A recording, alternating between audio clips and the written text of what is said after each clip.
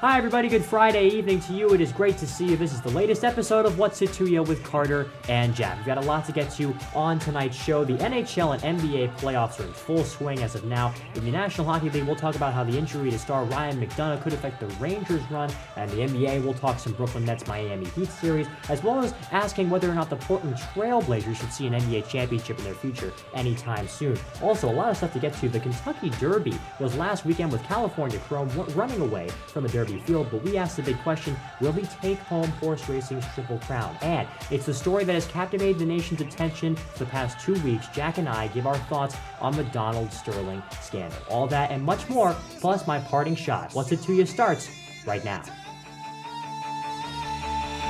light 'em up, light 'em up, light 'em up, I'm on fire. So light 'em up, light 'em up, light 'em up, I'm on fire.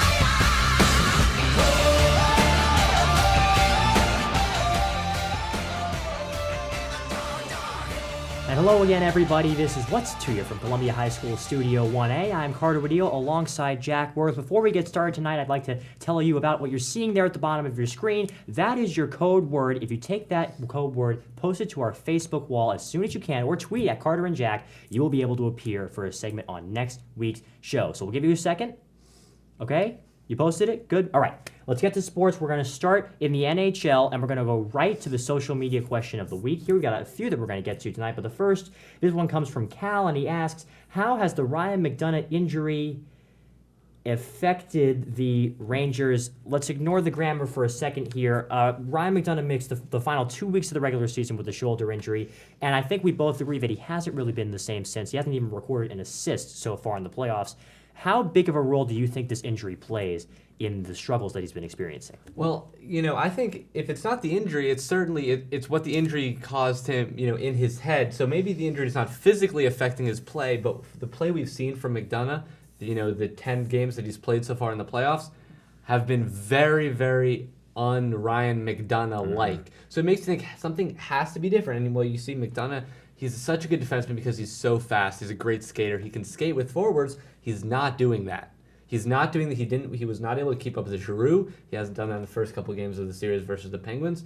So it makes you think maybe this injury, if it's in his head, is he changing his game because of it? Is he a little hesitant to skate as fast as maybe he could? So, it makes you think that something is off with McDonagh. It's easy to point to the injury.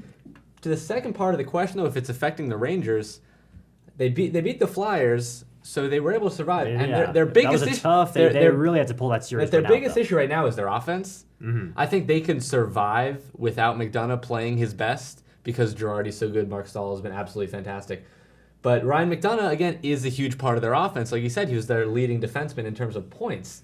So And it seems like with injuries like this, we've seen it with a bunch of athletes across all sports, there seems to be two different recoveries. There's the physical recovery, and then there's the psychological recovery. It's when, whatever's been injured is healed, and when whatever's been injured is healed. And there are a lot of other things that are in play. I mean, there was all this talk about the Philadelphia Flyers going in on Ryan McDonagh's shoulder and making sure they beat him down as hard as they could. Other teams are aware of this, and they're playing to that. And Ryan McDonagh is taking his shots. He leads the defenseman in shots for the Rangers. In the first 10 games of this postseason. So he's getting shots in, but it just doesn't feel like he's all there. But you're right. I mean, the offense is what you need to fix for the Rangers. And I think he's all there. And what I would like him to I want him to be focused on defense. He leads the team in terms of defensemen in shots. Obviously, no goals, not even any assists. I think if he's really focused on, coming back from this injury, like you said, the second, recovery time, he needs to focus on being a lockdown defender like he was, matching up against the other team's top forward. And like you said, there's two different recoveries. Ryan McDonagh, physically, he was cleared to play. But if you're a professional athlete who makes millions of dollars with your body, there's a comfort level. And if you're not there, if you're worried about, for Ryan McDonagh, it's his shoulder. Especially when there's so much pressure in a big playoff series. He comes back. He missed the regular season. He comes back. He's going against 7 games against Claude Giroux. Yeah. And now, presumably it's 5, 6, 7 games against Sidney Crosby. 2 of the top forwards in the league, both nominated for the MVP trophy. And it's like, okay, go out there and do your thing, McDonagh. It's really, really hard, and it's one of those things. You know, I've said on the show before that I don't like to go inside the heads of athletes, but I think this is something that deserves to be talked about. It's really hard to come back from an injury, and hopefully, if you're the Rangers, he's going to get back into form. He's going to start playing solid defense, and the offense can figure something out as well. Moving on to New York sports team, different sport, the Brooklyn Nets taking on the two-time defending champion Miami Heat. Do the Nets have a chance? The Heat are obviously the favorites. No, The Nets don't have a chance. They can't win. And I don't think they do. I would say that there is at least a 90% chance that Miami is going to pull out this series. Okay. And I get, you know, what everybody's saying is the Nets were 4-0 against the Heat in the regular season. That's great. 3 of those wins were by a point, and 1 was in double overtime. And the Heat had fourth quarter comebacks in those games. And I just feel like a down to the wire game in the postseason is going to go a different way than the down to the wire games the regular season did. Okay, so I mean, there's a huge group of people who are with the train of thinking that the Heat have the turbo button. We've talked about it on the show. We talked about we mentioned when we were talking about last year's finals that they use in the playoffs. You know what I'm thinking is I think every team has this. I think it's seen across the league. Teams step up their game for the postseason. And personally, I don't think the Heat's turbo button is as strong as some people, perceive it to be. I think it's strong enough, though. I don't necessarily think that it's like, okay, everybody on the Heat is trying way more hard, before a playoff series. I just think that this is a team that is built exceptionally well for a 7-game series, mostly because LeBron James and the players on my team can do anything. LeBron can play 1 to 5 in any position. So if they're in a series with the Nets and they see, a specific thing, okay, we need to change the offense, we need to run more pick and rolls, we need to do more outside shooting or something, they can make those adjustments really, really easily. And it's just so hard to outlast Miami in a 7-game series where you can beat them at 4 different times in the regular season. Okay, but now the thing with where we're building a team, I love the Nets in this series. I think the Heat are a more talented team. I think if the Heat play as well as they should, they can. Which they will. I think that the Nets can beat the Heat. I'm not saying they will, but they definitely can. And that's because the Nets are built to beat the Heat.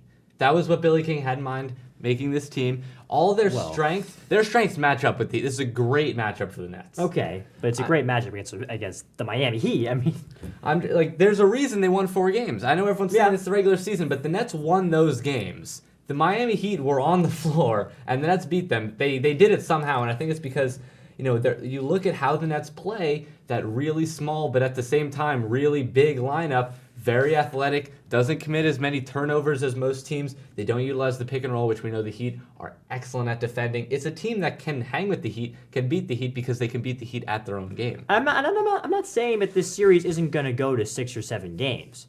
But I'm saying if I'm going to watch a Game 7 between the Nets and the Heat when they've already had enough time to feel each other out, I don't see the Heat losing.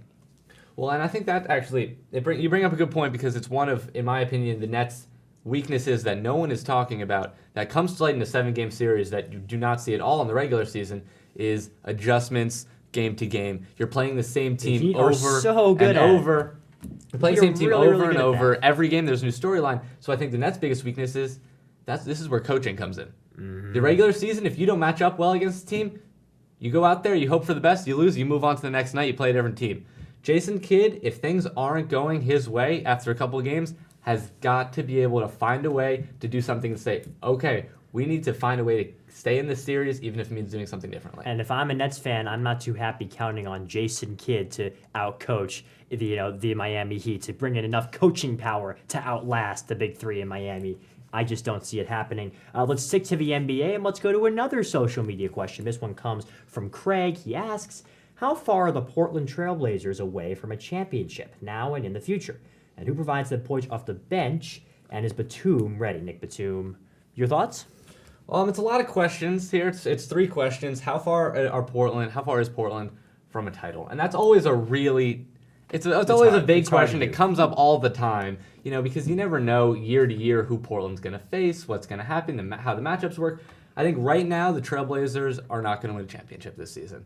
I think moving forward, if they keep this core, they're probably not going to win a championship in the next 5 years. Yeah. They have to go out, they have to acquire some players. When I look at Portland, and Craig talks about it in this question, their bench is a glaring weakness on this team. And that can be fixed. But you know what this reminds me of? You know, you can correct me if I'm wrong, but this reminds me of the Steve Nash, Amari Stoudemire, Phoenix Suns teams, where you look and you say, this is a team that works really well as a unit.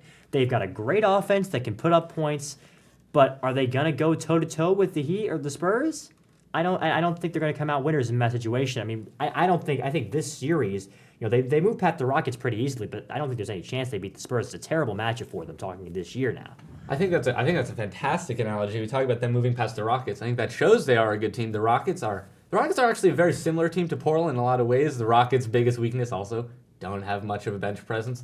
So yeah, and I think the Portland matchup with San Antonio is so tough because what Dallas was able to do against the Spurs is limit their three-point shooting, because the Spurs not only take a lot of three-point shots, they take a lot of efficient three-point shots.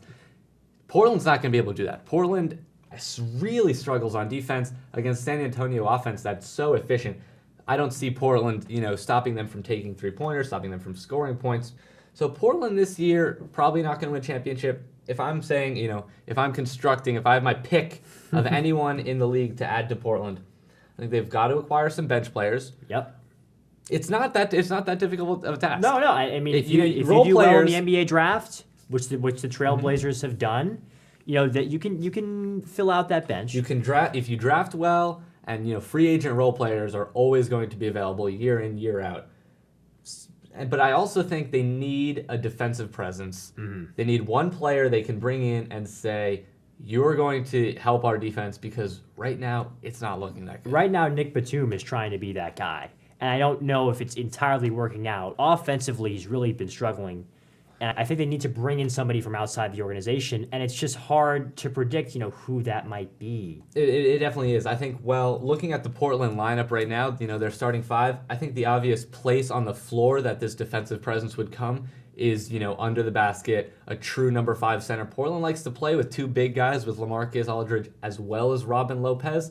Robin Lopez, really more of a bench player. You know, he had a really, really hard time at Dwight Howard, you know, to be very generous to Robin Lopez. So I think Portland could maybe bring in a center as a free agent. Didn't do much on offense, maybe 8 to 10 points a game, but grabbed rebounds that gave you a realistic rim protector. So if a point guard's blowing by Damian Lillard going to the lane, he's suddenly had someone to think about. Yeah. I think that changes the team wildly. And if you're a Trailblazers fan, this is an exciting time, because this team is going to be very good for the next few seasons. Whether or not they win a championship, we don't know. We're going to take our short break, but when we come back, we've got a lot to get to. Another social media question. Vidal Nuno looks like he's going to be the guy to fill in for Ivan Nova in the Yankees rotation. We talk about whether or not Yankees fans should be excited to see him in that number 5 starter spot. Plus, we're talking horse racing. Will California Chrome take home the Triple Crown? And our thoughts on the Donald Sterling scenario. Plus, my parting shot. What's it to your returns in a moment. Dreaming of tearing you apart. I'm in the deep details with the Slow down Slow down and move over. and move over. When you see lights, vests. Or reflectors. Please, give us some room. Slow down and move over. when you need us. We've got your back. Do you have ours? You got our back? You got ours? You got our back? Please, slow down. And move over. My songs know what you did in the dark. And welcome back. Hello once again. This is What's It To Ya. I am Carter Woodiel alongside Jack Worth. We would like to start the second half of our show by going back to social media. This question comes via Facebook from Sean. He asks, what's your take on Vidal Nuno? Do you think he can become a number 2 or 3 starter a few years down the line? Or do you think he's eternally doomed to the spot start and long man in the bullpen? And if not Nuno, do the Yanks need to trade for a starter? And who do you go after for the right price, that is? Nuno, the guy who's replacing Ivan Nova in the Yankees rotation. The Yankees found out Nova needed Tommy John surgery back in the 3rd week of April. I don't think the Yankees need to trade for a starter. I like Vidal Nuno. The thing is, when he came up, a couple of years ago, he was given not very much hype. He shows up on the team, he pitches well, and then he gets hurt, and he goes back into the minors for a year. And now this is kind of him coming back up into the big leagues.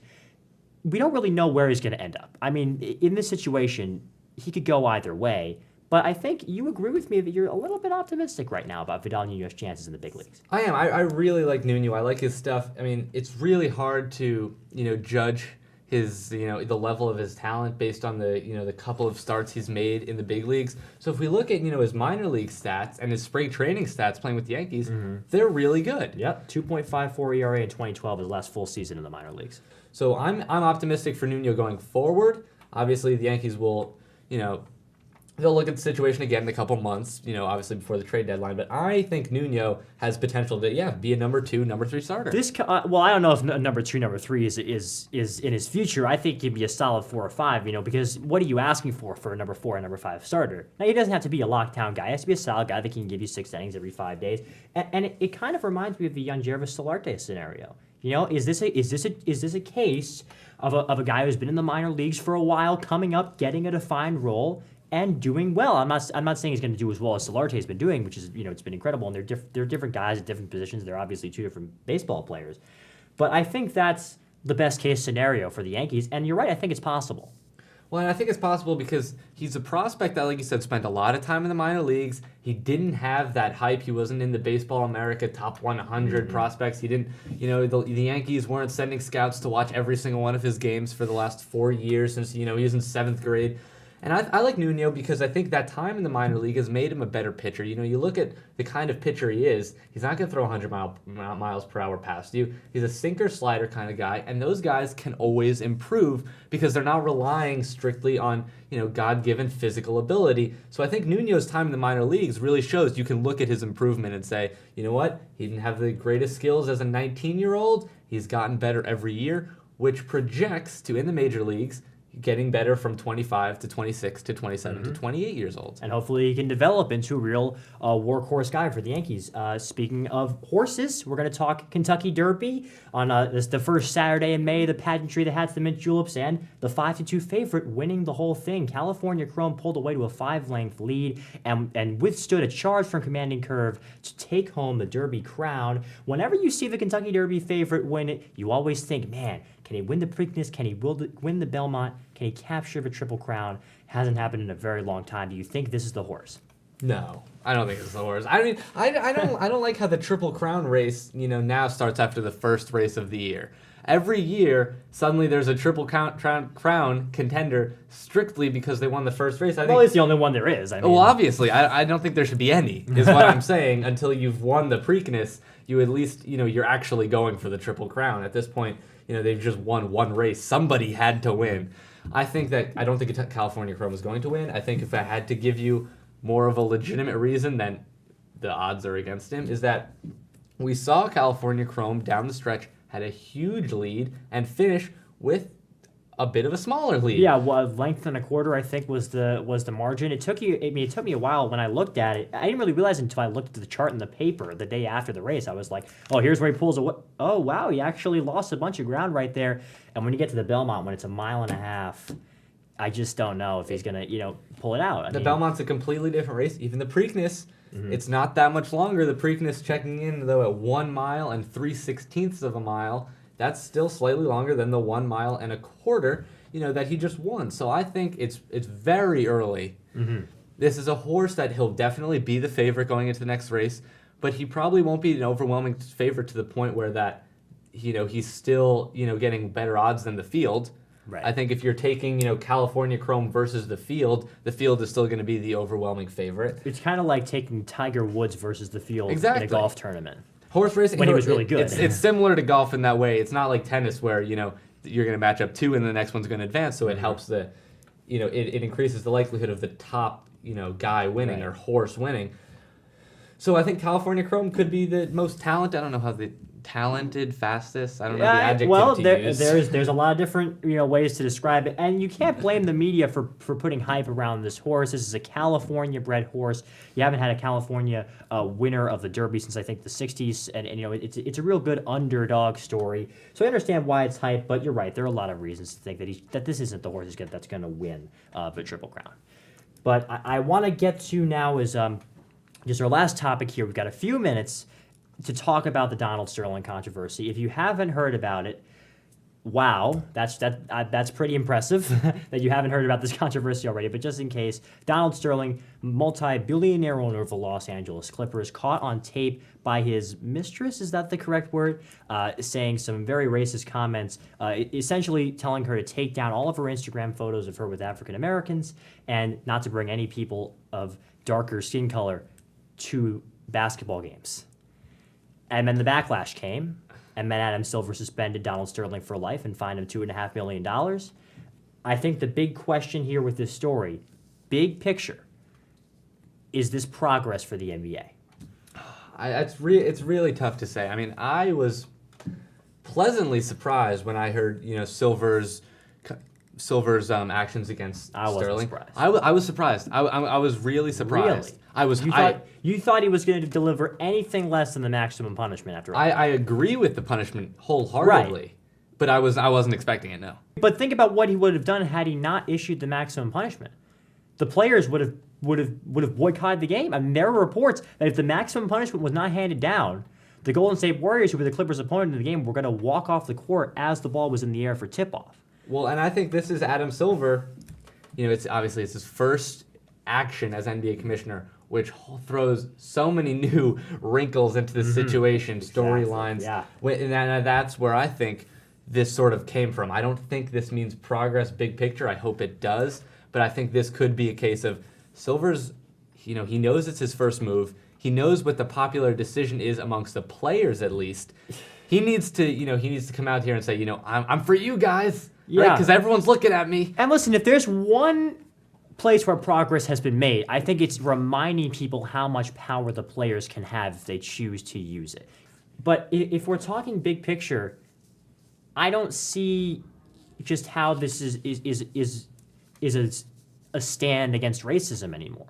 Because when we saw this go in and turn to this huge media firestorm, it became apparent that as sponsors, jumped ship from the Los Angeles Clippers, as fans and players were unified against this one guy who said some stupid things into a tape recorder, it became abundantly clear to me that they only had one option, and that was to deliver the lifetime punishment. And now that it's happened, all of the other owners, many of whom have their own, awful stories to tell, are patting themselves on the back. I mean, we saw this when the decision came out, when Adam Silver announced his decision, every owner spoke out and said, we wholeheartedly support the decision, and then said, oh, good, we're not, we're said the right thing happened. Well, I think the key word you said there is after. Yeah. If I recall correctly, the only owner who spoke out before the decision was made for an aggressive punishment was Michael Jordan, who is also the only. He was the first one. He's also the only African American majority owner. So I think I was personally, prior to the announcement, disappointed with the actions or the lack thereof from the white owners, because we're seeing all the players who are overwhelmingly African American take to Twitter. We're seeing Michael Jordan, an African American owner, call for maximum punishment, and we didn't see that from the white owners until afterwards. Silver makes this announcement, and they're all like, yes, progress, love. And even the ones, the Orlando Magic, the owner, Dan DeVoe, I think is his name, he was quoted as saying that he doesn't want homosexuals to receive special treatment by getting marriage. Does Adam Silver care about that? Absolutely not. He cares about Donald Sterling because he knows he's going to lose a ton of money if he doesn't hand down this decision. He knows he's not going to be at all popular if he doesn't hand down this decision. And I don't think any of the owners are saying, oh, wow, now that this decision has happened, we better, straighten ourselves up. This doesn't change anything. It doesn't change anything, and I think when we look at, when we're talking about big picture problems, I think a lot of racism, in today's America is institutional racism. Right. I hope we've gotten to a point in our society when we see, obvious bigotry like that came from Donald Sterling, we can agree upon that, and we can, that's very easy to spot. But what's not so easy to spot, and I think is, the real racism today, is that institutional racism. We talked about this is a sports league where 75 to 80% of the players at any time are African American. We have one African American owner. Mm-hmm. So and he himself is only there because he's Michael Jordan. Because he's an ex-player. Right. He didn't, rise through the ranks financially. He was a basketball player, and that's how he acquired his millions. So Personally, I'd like to see, if I'm talking about big picture progress, I want to see institutional progress. I don't know if that means taking the NFL's route, the Rooney Rule. Right, that's a great instance, a great example of a sports league making a gain, against institutional racism. Of course, the NFL has another big issue with the name of their franchise in Washington, but they have not decided to deal with yet. But you're right, that's a great example. And the question is, can the NBA do something like that to stop this? I just feel like there are going to be owners that are sleazeballs in every sport. And it's like, this one has been shamed, this one has been thrown out of the game forever, and it feels like a big victory, but Donald Sterling is not one of a kind. I don't think so. And I hope Adam Silver, the new commissioner of the NBA, continues this strict policy going forward. But again, most situations that he's going to have to deal with are not going to be, as I said, as clear cut as this one. This, I think, it's such an obvious. Yes. There's such an obvious good guy and an obvious bad guy in this situation.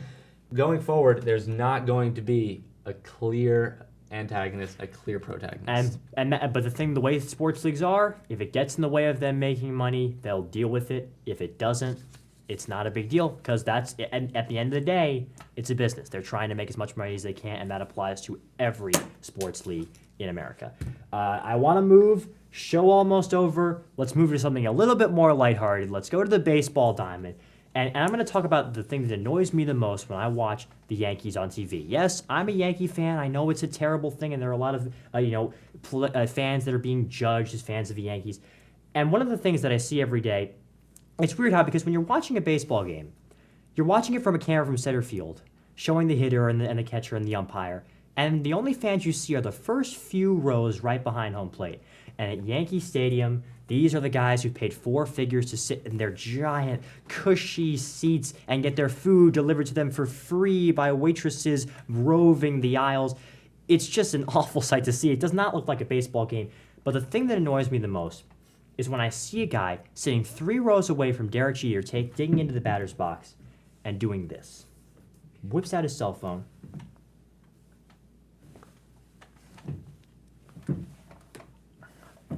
Give me a break, okay? And this isn't something that happens every once in a while. I can't remember the last time I watched a Yankee game all the way through and didn't see a behind-the-plate camera waiver. Listen to me, people. You are making a conscious decision to whip out your phone, call your friends at home, and wave at a camera that's sitting 415 feet away from you where there's a baseball game that you paid 4 figures to watch sitting right in front of you. If you don't do it for yourself, do it for all of these sensible Yankee fans who know that this kind of stuff is why people hate us so much. You can do a lot of good if you just put your phone away for the duration of the game. All right, I'm done. That's the end of my rant, and that's the end of the show. Thank you so much for watching this week's What's It To You. We will be back same bad time, same bad channel, 1 week from now. I'm Carter Woodiel. He is Jack Worth. Make sure to blow up our Facebook page. Subscribe to us on YouTube if you're watching this there. The support button's right there. Please, please, please. And don't forget to tweet us at Carter and Jack. Until next show, so long.